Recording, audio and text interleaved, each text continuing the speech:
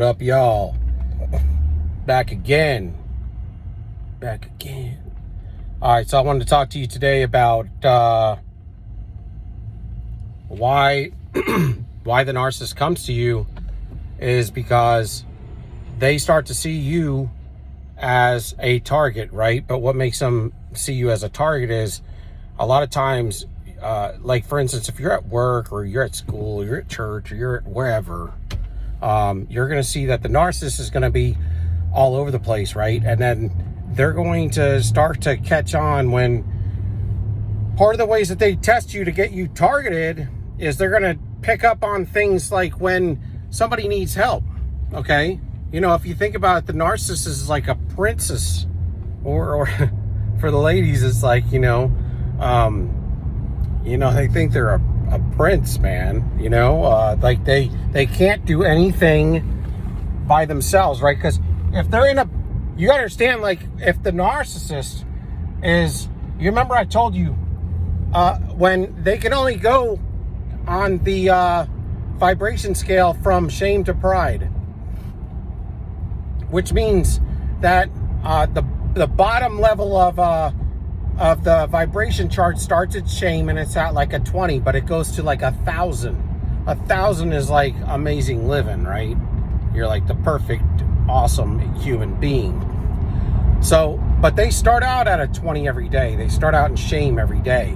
And then the highest that they can get to is like a 180, which is, it is pride. And then after pride, what happens? This all gets back to the biblical nature of things. What happened to the enemy? He fell when he got prideful, and the same thing happens to the narcissist because they're a reflection. They're you know how you mirror, it's like you're a mirror to the narcissist to some degree, right? I mean, not in the beginning, or in the beginning, they're treating you good and you treat them good back. But then what gets you into devalue mode is when you start to get treated bad as they continue to test you, and then you start to mirror it back to them that that's what they're doing to you and you're unhappy with it. See, this is when you get put into devalue mode. But what the narcissist looks for when they're coming to target people, find a target, and they lock eyes on them, and they determine that they're going to, try to nail this person down for supply. A lot of times it's like they're going to be doing something and you're going to help them. That's where it's going to start. It's going to start when you're out and about, and let's say somebody could be anywhere. At work, somebody needs a lot of help, right? But you got to understand, they're also lazy, so they're not just playing people like their love partner, they're also playing people that they're going to target as a love partner, right? So you got to kind of start looking into that a little bit. They don't really talk about that in these channels a lot. But what does a narcissist look for? You could be at the supermarket, man, and if somebody is needing help with their groceries because they look like they're having a hard time, you're going to go run over there and help them, right? Because that's what humanity does. And I'm not saying that you shouldn't help people, okay? But my point is this. When you do help people, if it starts to turn into, from that point on, some sort of friendship and some sort of dating situation or anything, just beware. It could be a friendship even, but just beware that this could be the ploy that the narcissist does to bait people in that are empaths, okay? Because the one thing that empaths always like to do is be helpful in time of need. And so what do narcissists do? They exploit. And so they're going to exploit you. But the thing is you're not going to, you shouldn't have to act or be a different individual, like not help people now because the narcissist might target and bait people in to help them. This is the thing though. When you help somebody, if it leads to something else, you have to be keen and be vigilant. If you go into that situation further, just know that the narcissist will work this way. Maybe it's a normal individual, but maybe it's not, and that's my point. Because a lot of times when you get the original thing that baits you into a narcissist, where they start to say, "Oh man, I'm gonna see if I can nail that person down," is because you're gonna be helpful to them. And sometimes, now let's be honest, sometimes you'll be helpful to them because they're also a good-looking individual. I mean, if you're single, so it might have been easier for you to help them, and then the next thing you know, you're going out on a date with them. And my point is these are the types of things that narcissists will use to bait an empath. It could be you helping them at the groceries, at the supermarket, you helping them find something. These are things, or just think help things to help a stranger. Any kind of helping of a stranger, you got to know that, and like I said, this could be a normal individual, but this is how they start.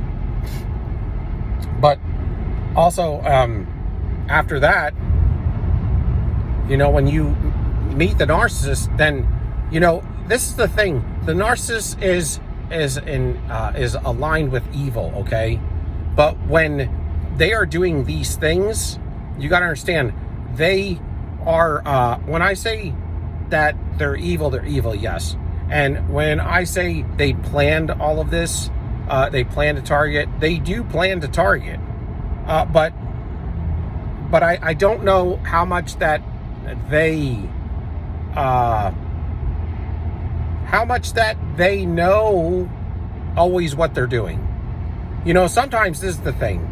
If you do evil long enough, what will happen is you will run over your intuition and your sense of goodness so much that by the time that you've been doing this evil for so long, you've run it down to nothing. Okay? And so the narcissist has done this in every way, and that's how they lost their love. Okay, so do they know what they're doing? Yes.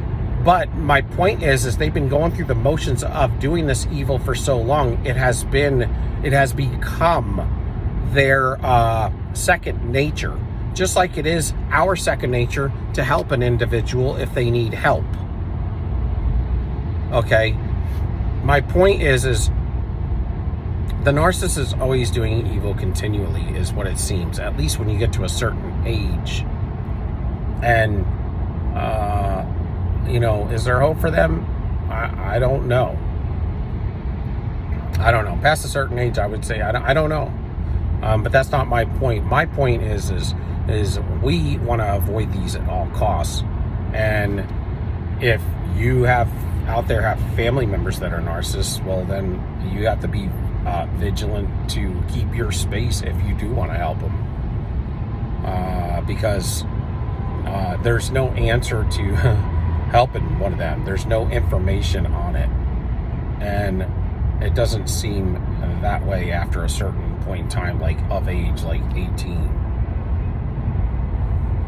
But this is how it starts. And my point is when you start dating a narcissist, they know they're doing evil, but I think that there's a few things going on in there.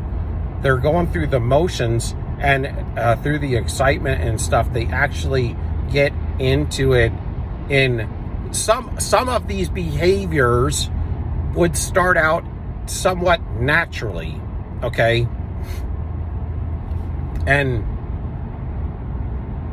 so they will, it's kind of like if somebody has some traits, they're still going to have those traits, but they're going to be running through those traits, and sometimes unaware of exactly what they're doing until they choose to deal with the issue. So you can run these things over and still operate and seem as if you're legit. And so that's what the narcissist does. And a lot of times, whatever they want to believe, or they're told to believe by some entity or whatever is dealing with them, then they're going to believe it. That's how they can pass lie detector tests. And I think that's why a lot of times when I was going over the CIA and stuff like that, they do look for somebody who is what it said when I looked further after I did that video about MK Ultra and stuff, is that they look for not necessarily a sociopath, but somebody with sociopathic hyalien traits, because they said they can't control a sociopath, but if they're hyalien traits, they can control them. But that's what they want. But and that gets back to that video I did. They're just like the CIA. That's what the CIA targets. And so my point is, when they meet you, they go out with you, they may be doing the data mining, but I mean, sometimes they know what they're doing, and sometimes it feels so natural to them because they're in the excitement. But you know, their deeds are always wrong. So they can have excitement, which could seem like goodness, but it's more like they're running off the adrenaline of the evil and the excitement of the whole newness of it. Okay, but what ends up happening is, you know, they lie to themselves and gaslight themselves so much. So when they meet you, they go out with you, I think originally they do feel like you're going to be their savior. They do want you to be an idol.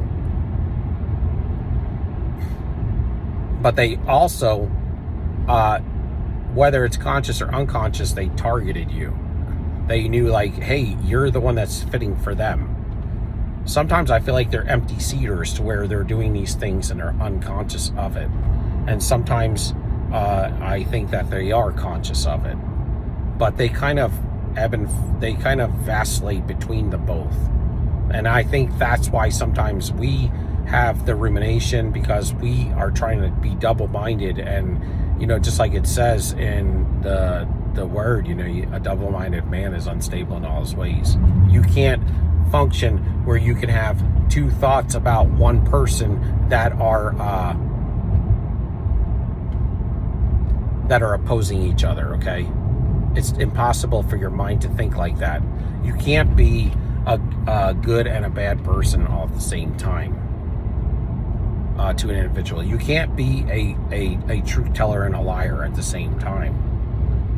You can't be hateful and lovable all at the same time. I mean, we're talking on a generally speaking, there's going to be an opinion of you. And that opinion is going to be shown by your fruit. And so there's some commonalities that are very easy if you just follow, like sometimes what the word says, you know, if they have good fruit and they continue to have good fruit. What does it say? You judge a man by his fruit. You judge a woman by her fruit.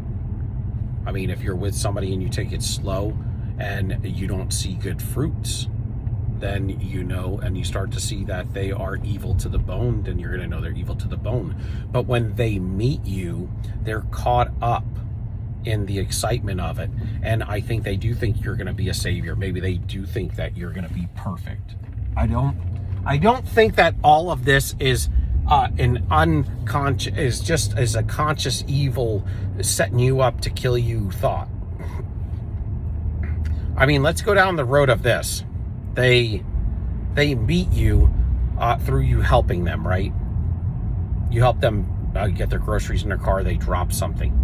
Whether they did it on purpose or not, let's say they didn't do it on purpose, okay? But they catch on that you are helping them, and you're very kind and friendly, and you're already validating them, okay? They hook you in, you go on a date with them through that.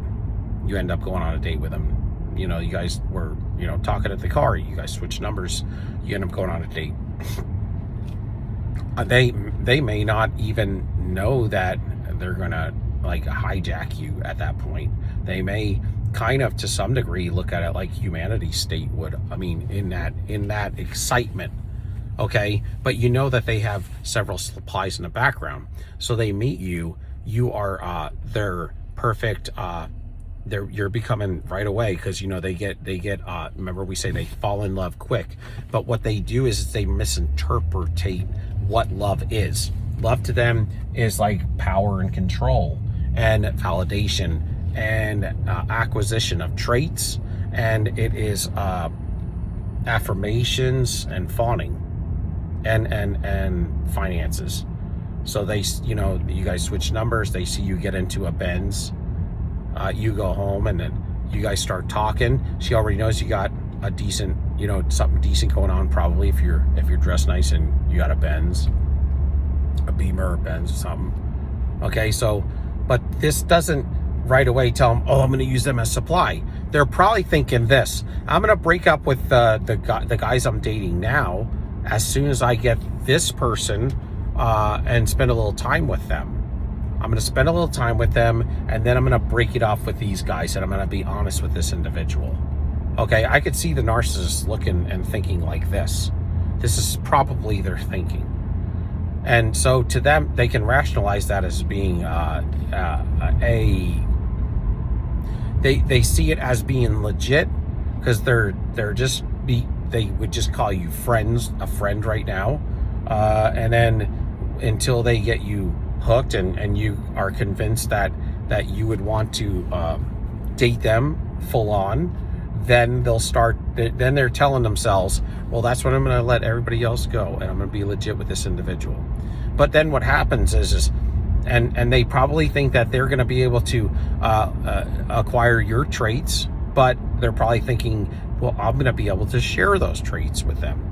And then they see your finances and where you live and stuff, and then they're probably thinking, well, I'm going to be able to share and have these things with this individual. Okay, but what happens is this is where they kind of are hooking themselves too. So they do all this, they're kind of gaslighting themselves, or the devils are inside them. But this is how, rationalize somebody with narcissistic traits would travel down this road. So then they go out on a couple of dates with this person, unbeknownst to whoever they're seeing in the background, and they probably got, one or two, but they're rationalizing that out as one's a boyfriend and the other one was probably we're just friends, because they always rationalize as just being friends with the other one.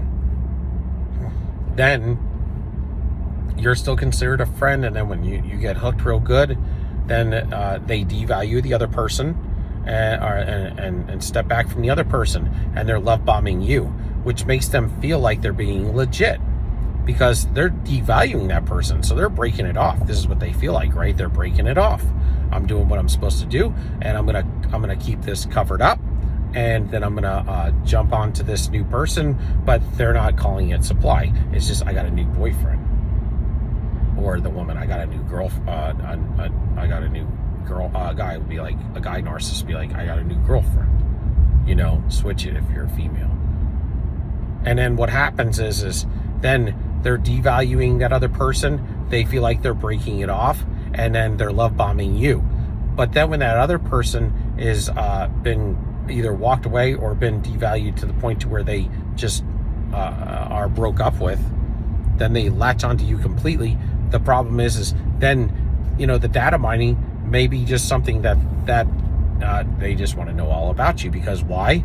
Well, because they have abandonment issues. So they have abandonment issues. So the thing that they want to do quick when you have abandonment issues is, and you're codependent, extremely codependent like a narcissist, is you're going to want to have to get latched to this person strong, because this is all you got. Okay? And so they're latching onto you strong. They're giving you their best look. But the problem is now there's nobody to value in the background, and you're going to get out of that representative phase shortly, and they don't have the supply to continue that, and things get boring for them real quick. Okay, and so what happens is then they're gonna data mine you, but you're gonna be flattered, and they're really gonna be feeling good about it, thinking, well, I'm getting to know this individual, but I'm getting to know him very quickly. You see what I'm saying? And that's all that they're thinking a lot of times, is that they're just getting to know this person very quickly, so that they can, get hooked up with them, and so that they can have a perfect life now. I mean, this is how it would work. Okay, but then little do they know that they're going to screw it all up, and then the devils are going to take over, and that's kind of what happens. But I don't know how much they don't really, to some degree, a lot of them don't know that they're dealing with demons. They really don't. When you're doing something long enough and you've run over your intuition and your spirit band for so long, a lot of times you just feel like this is nature. And that low vibration that they run at for so long, they have been doing it for so long, that's all they know. And so what happens is they will latch onto you, but then you're gonna they don't really have a personality, and they have all these traits that they've gathered from everybody else, because all they are is a bunch of traits from other people that they devalued, other victims, and other people they looked up to, or other people they hung out with. That's all they are. They're just carrying traits from everybody, little pieces of everybody that they liked or mimicked or devalued and destroyed and devalued and devoured and destroyed. And so when they're wearing that, they have a bunch of fuel because they've devalued that other person. But the narcissist always has a golden boyfriend, and they have a scapegoat boyfriend. So it works just like it would work in the family unit, where the narcissist mother or father would have a golden child and a scapegoat child. So that way there's always got to be somebody that is being devalued and somebody that is being loved to the hilt. That's pretty much how the narcissist works. And if they don't have another boyfriend, then it's either going to come back to you, or it's going to have to go on somebody else, a family or a friend. Okay, and if it doesn't go to just one individual, the devaluing is going to be left up to everybody getting a little bit of it until what's going to happen is you're going to check them, because they're going to start devaluing you because they don't have enough fuel. And so and they also have self-sabotage built into them, to where you have to be an idol, and when you come off as not being an idol first time, you got to go. That's the fail-safe for them. That's where their self-sabotage is. And so then you get into devalue mode, and as soon as you get into devalue mode, then they also shortly after that, they start realizing that, oh, this is getting old. Now it's not, I want to live my life with this perfect person and share the traits and share their benefits and share their finances. Now they get into major manipulation, and they know it for real. So if they didn't know it as much before, then this is where it really turns on for them, and they really know it now, because now they're getting extra devilish. And so I could personally rationalize how in the beginning of each new relationship that they can look at it as if it's legit for a minute, for a couple weeks or something. And that's why I think that the narcissist likes a brand new relationship, because for a moment in time, they can actually feel like they're starting over and starting fresh, and they're actually being legit for a minute, when in fact they are not.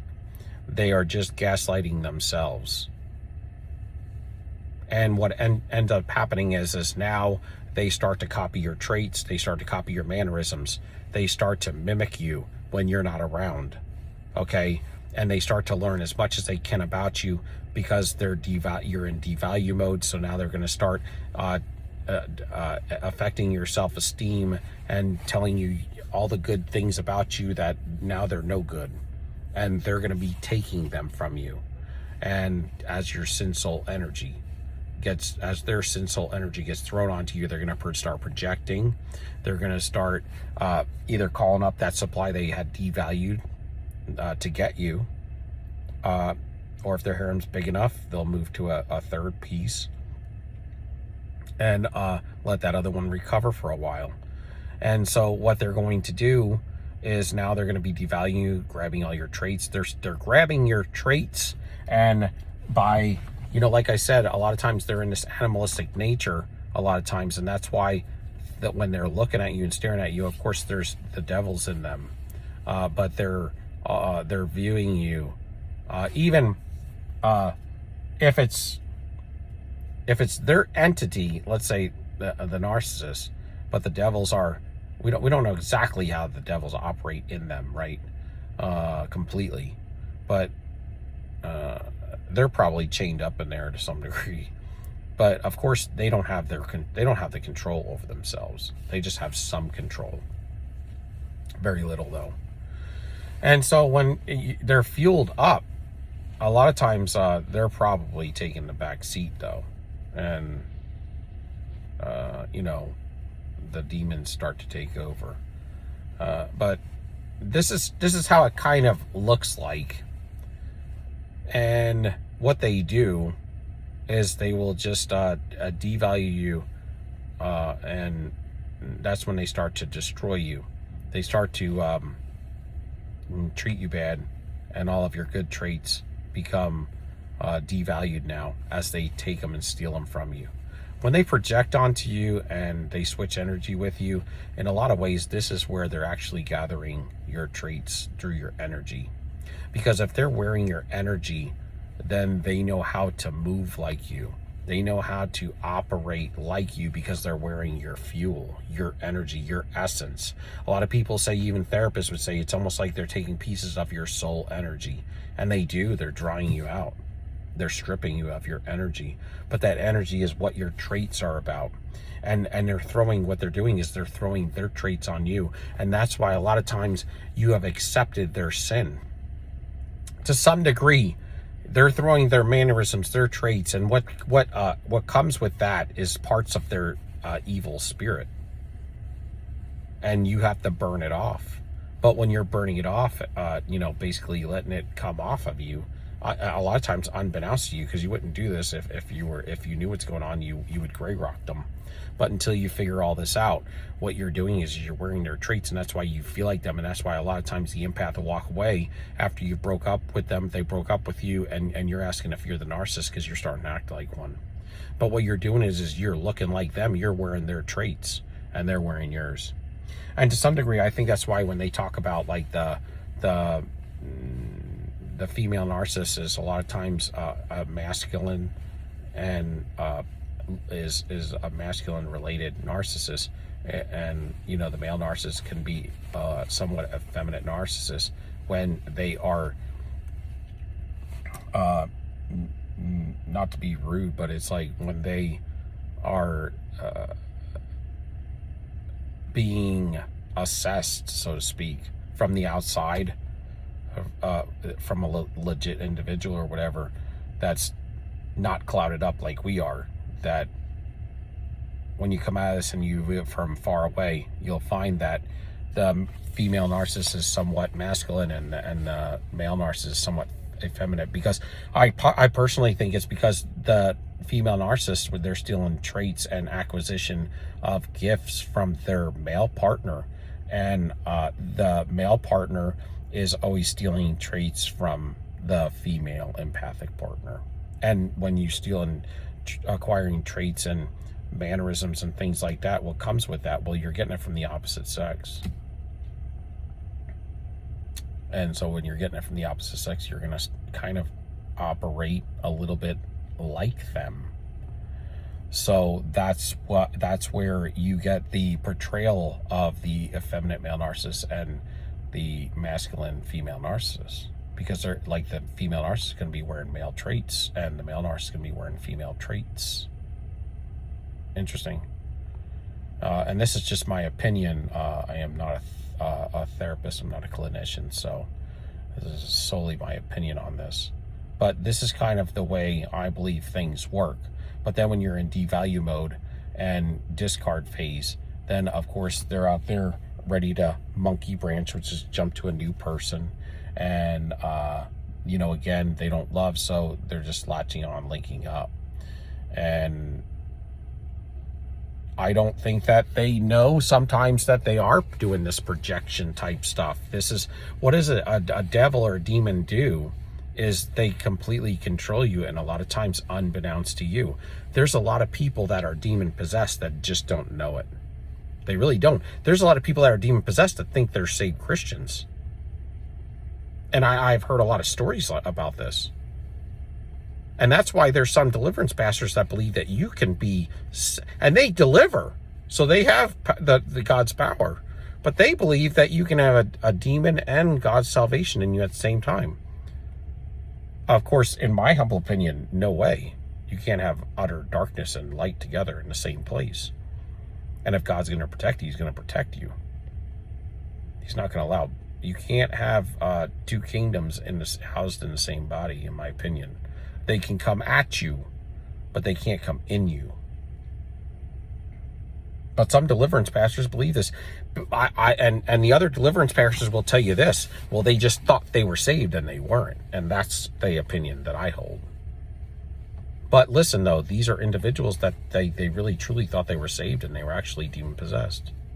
But they run on such a covert level. A lot of times they're doing these things and they think it's just solely them that's thinking this and operating this way. And they truly think they're a good individual because the rationalizations that are told to them, they feel like are their own. And the rationalizations that they believe are for legit excuses.